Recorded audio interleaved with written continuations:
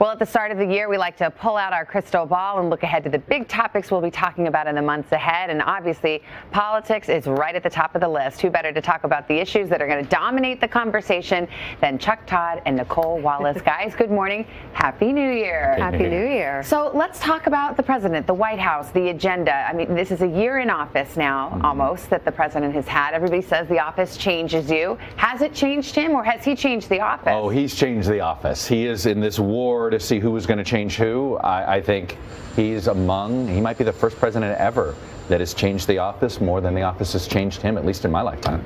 Yeah, and listen, to be blunt, he needed to grow into the presidency, not shrink the presidency. But I think by monitoring his Twitter feed alone, he has used it for his smallness and his pettiness in a way that even his own staff wishes he wouldn't. What are the agenda items? Obviously, there were some big legislative tickets. Some were successful, some weren't in 2017. I think 2018 is about survival. I mean, I think the agenda item is about survival. If you're a Republican incumbent in Congress, what does it take to just give me something to campaign on? It may be trying to fix the holes that'll be inevitable in the tax bill, but it really is more about political survival. This is an election year, right?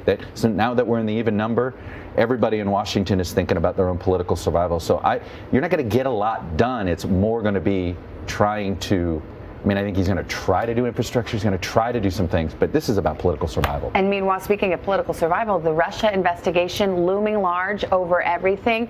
Where do you think Mueller goes from here? I know the president's lawyers have apparently told him that perhaps it would actually be a quick wrap up, but it doesn't really seem that way. So the three things that Donald Trump can't control are the Mueller investigation and where it heads, the Me Too movement that's now knocking at 1600 Pennsylvania Avenue, and the political destiny of people who aren't Trump but run on Trumpism.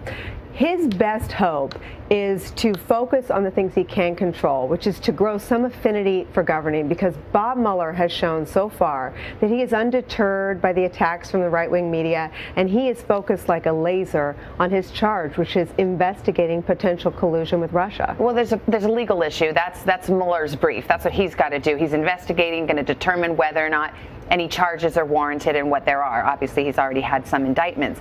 Then there's the political ramifications of the Mueller legal investigation. Does Russia matter to voters, or are they tuning it out? Look, they're tuning out the incremental, but they tune in for the big moments. The Mike Flynn indictment and the flip, we just noticed it. That was a moment everybody paid attention. Michael Flynn pleaded guilty. He's cooperating with prosecutors. Okay, so it's sort of, they pay attention in chunks. I think the biggest unknown that I'm curious about, like a year from now, what I'm going to be wondering is, did the Russia probe morph into a referendum on impeachment?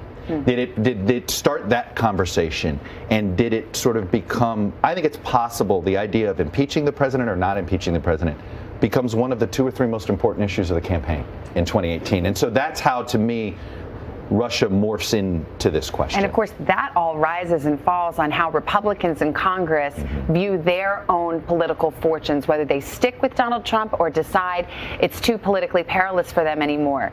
Where do you think it's going to play out? We've got the 2018 midterms upon us. Listen, Republicans have been terrified of the Trump base with good reason. The Trump base loves Donald Trump on substance and on style, but that love doesn't transfer to Republicans. So I think Republicans should make the calculation that world leaders have made. The UK, some of the Arab leaders have said, we will work with Donald Trump when our interests are aligned, but when they're not, we'll distance ourselves. So far, very few Republicans have taken that approach, but I think to survive 2018, they might need to consider it. It would be quite something if the balance of power were to shift and the Democrats were to regain the House or the Senate. Is it in the realm of possibility? Oh, it's very much in the realm. I think 2017, we saw the wave was a consistent build. It wasn't just something that happened, oh, Alabama happened, or oh, Virginia happened. It was a consistent build, and you almost saw it. It was sort of like the president's outrage firing up Democrats. It almost cost him House races in April and almost cost him in June. And then the fall comes, and it's accumulating, and Democrats are more fired up. So the 2017 success means better candidates in 2018, more money for Democrats. I think now it's an upset if Republicans don't lose control. Chuck and Nicole, we're going to have a lot to talk about around this table. Happy New Year. Happy New Year. Happy New Year. And Hoda, over to you.